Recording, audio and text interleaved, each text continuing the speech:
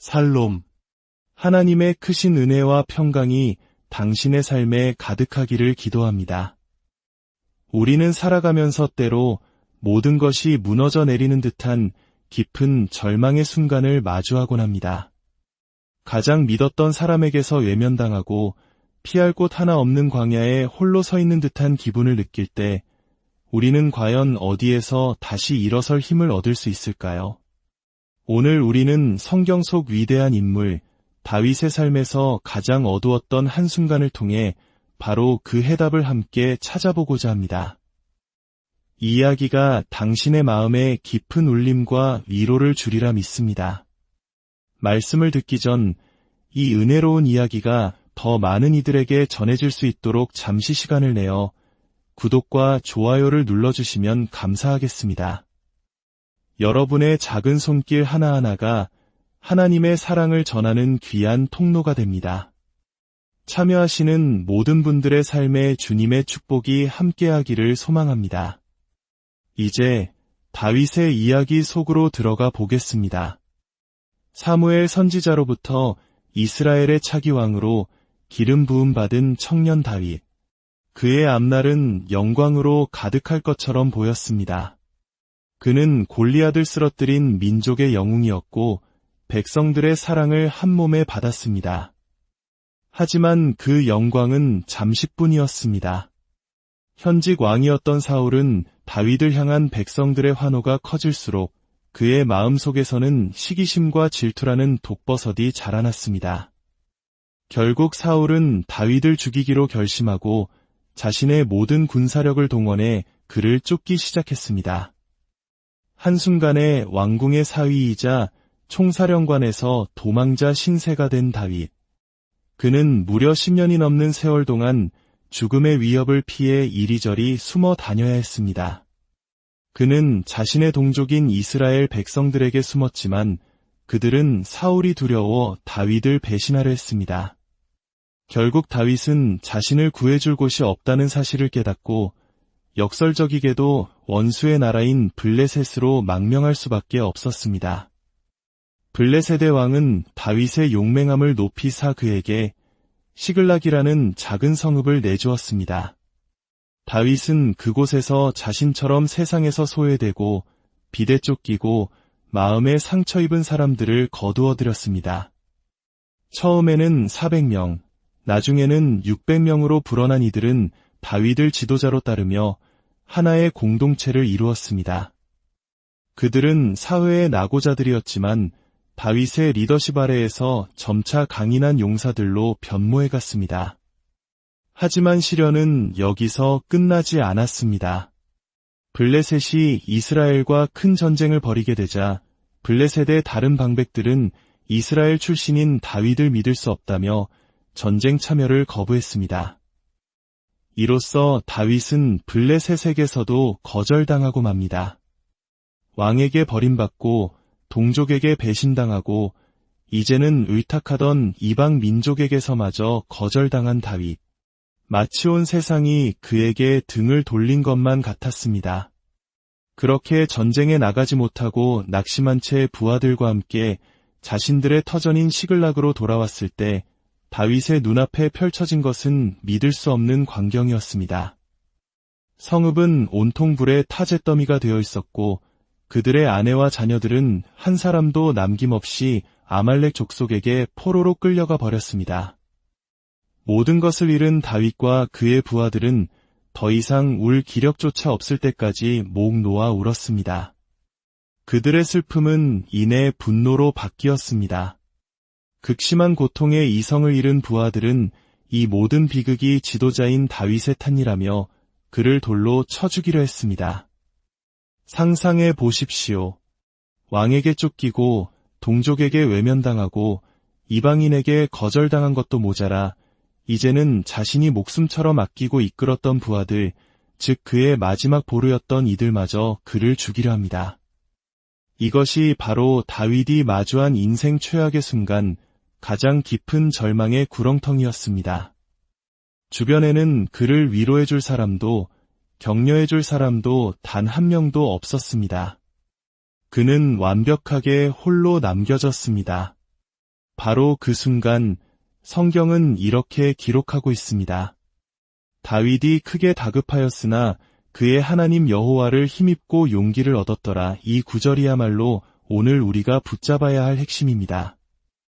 다윗은 자신을 둘러싼 절망적인 상황이나 사람들의 비난에 집중하지 않았습니다. 대신 그는 고개를 들어 보이지 않는 하나님을 바라보았습니다. 그는 스스로를 격려하며 하나님 안에서 힘과 용기를 얻었습니다. 그렇다면 우리 역시 다윗처럼 인생의 가장 밑바닥에서 스스로를 격려하고 일어서기 위해 무엇을 해야 할까요? 다윗의 삶과 신앙을 통해 우리는 세 가지 중요한 원리를 발견할 수 있습니다. 첫째, 하나님의 말씀을 붙드는 것입니다. 다윗은 평생 하나님의 말씀을 사랑하고 묵상했던 사람입니다. 시편 곳곳에 남아있는 그의 고백들은 그가 얼마나 하나님의 말씀을 자신의 삶의 기준으로 삼았는지를 보여줍니다. 절망의 순간 그는 과거에 자신에게 힘이 되었던 약속의 말씀들을 떠올렸을 것입니다. 내가 사망의 음침한 골짜기로 다닐지라도 해를 두려워하지 않을 것은 주께서 나와 함께 하심이라. 그 말씀들이 그의 영혼을 다시 일으켜 세웠을 것입니다. 우리도 마찬가지입니다. 힘들고 어려울 때일수록 성경을 펴고 하나님의 말씀을 읽어야 합니다. 그 말씀 속에서 우리를 향한 하나님의 변치 않는 사랑과 계획을 발견할 때 우리는 다시 일어설 힘을 얻게 됩니다. 둘째, 예배와 찬양을 통해 기쁨을 선택하는 것입니다. 다윗은 위대한 예배자였습니다. 그는 기쁠 때나 슬플 때나 수금을 타며 하나님을 찬양했습니다. 아마 시글락의 잿더미 위에서도 그의 마음속에서는 찬양의 가락이 흘러나왔을 것입니다. 감정적으로는 도저히 기뻐할 수 없는 상황이지만 의지적으로 기쁨을 선택하고 하나님을 찬양할 때 우리의 영혼을 짓누르던 어둠의 구름은 걷히게 됩니다. 기도는 때로 우리를 슬픔의 구름 아래 머물게 할 수 있지만 기쁨의 찬양과 춤은 그 구름을 뚫고 나아가는 강력한 힘이 있습니다. 억지로라도 주님, 감사합니다. 찬양합니다. 라고 선포해 보십시오. 우리의 믿음의 선포를 통해 하늘의 문이 열리고 상황을 역전시키는 하나님의 능력이 임하게 될 것입니다. 셋째, 건강한 공동체 안에서 함께 서는 것입니다. 이 부분은 조금 모순적으로 들릴 수 있습니다. 다윗은 분명 홀로 서서 자신을 격려해야 했습니다. 그러나 동시에 그가 다시 일어선 후 가장 먼저 한 일은 자신을 죽이려 했던 그 공동체를 다시 이끄는 것이었습니다. 때로는 우리의 문제를 모든 사람에게 털어놓는 것이 오히려 우리를 문제에 중독되게 만들 수 있습니다.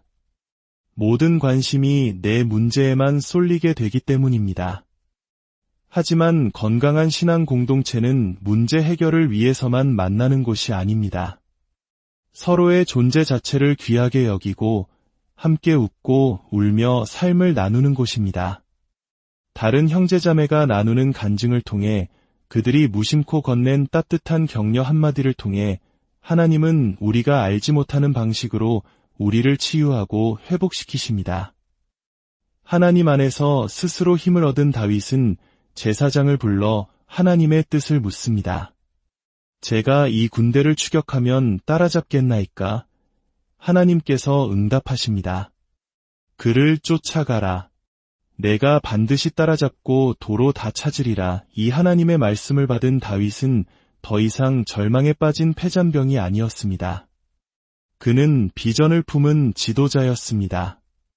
그는 자신을 돌로 치려던 부하들에게 가서 외칩니다. 일어나라. 우리의 아내와 자녀들을 되찾으러 가자. 다윗의 확신의 참 목소리에 절망에 빠져있던 사람들의 마음에 다시 불이 붙기 시작했습니다. 그들은 흩어졌던 마음을 하나로 모아 다윗의 뒤를 따랐습니다. 그리고 그들은 아말렉을 추격하여 모든 것을 되찾았습니다. 하나도 잃지 않고 전부 다 말입니다. 사회에서 버림받았던 오합지졸들이 한 지도자의 믿음의 결단을 통해 이대한 용사들로 거듭나 이 놀라운 승리를 쟁취한 것입니다. 이 놀라운 이야기는 여기서 끝나지 않습니다. 시글락의 비극을 극복하고 모든 것을 회복한 바로 다음 장면에서 다윗은 사울 왕이 전쟁에서 죽었다는 소식을 듣게 되고 마침내 이스라엘의 왕으로 등극하게 됩니다. 이것이 무엇을 의미할까요? 하나님께서는 다윗을 이스라엘의 왕으로 세우시기 전 그가 어떤 상황에서도 사람이나 환경에 흔들리지 않고 오직 하나님만을 의지하며 스스로 일어설 수 있는지를 시험하셨던 것입니다. 인생 최악의 시련을 통과하며 스스로를 격려하는 법을 배운 다윗이야말로 한 나라를 이끌 진정한 지도자의 자격을 갖추게 된 것입니다. 사랑하는 여러분, 어쩌면 지금 당신의 삶이 불타버린 시글락과 같을지도 모릅니다. 모든 것을 잃어버린 것 같고 아무도 내 곁에 없는 것 같은 깊은 외로움과 절망 속에 있을 수 있습니다. 하지만 기억하십시오. 그 순간은 끝이 아니라 하나님께서 당신을 더 높은 차원으로 이끄시기 위한 가장 중요한 훈련의 시간입니다. 다윗처럼 당신을 둘러싼 문제와 사람들의 목소리가 아닌 하나님의 음성에 귀를 기울이십시오. 말씀을 붙들고 찬양으로 기쁨을 선포하며 하나님 안에서 스스로 힘을 얻고 용기를 내십시오. 그렇게 당신이 먼저 굳건히 설 때 당신은 주변 사람들을 절망에서 건져내어 함께 승리를 향해 나아가는 위대한 리더가 될 것입니다. 시글락의 시험을 통과한 후에 찾아오는 것은 하나님께서 당신을 위해 예비하신 놀라운 영광의 자리입니다. 아버지 하나님, 오늘 다윗의 이야기를 통해 우리에게 귀한 깨달음을 주시니 감사합니다. 우리의 삶에 시글락과 같은 고난이 찾아올 때 절망하거나 낙심하지 않게 하시고 오직 주님을 힘입어 용기를 얻게 하옵소서. 우리 각자가 먼저 하나님 안에서 강건하게 서서 우리 주변의 사람들을 위로하고 일으키는 축복의 통로로 쓰임받게 하여 주시옵소서. 이 모든 말씀 우리 주 예수 그리스도의 이름으로 기도드립니다.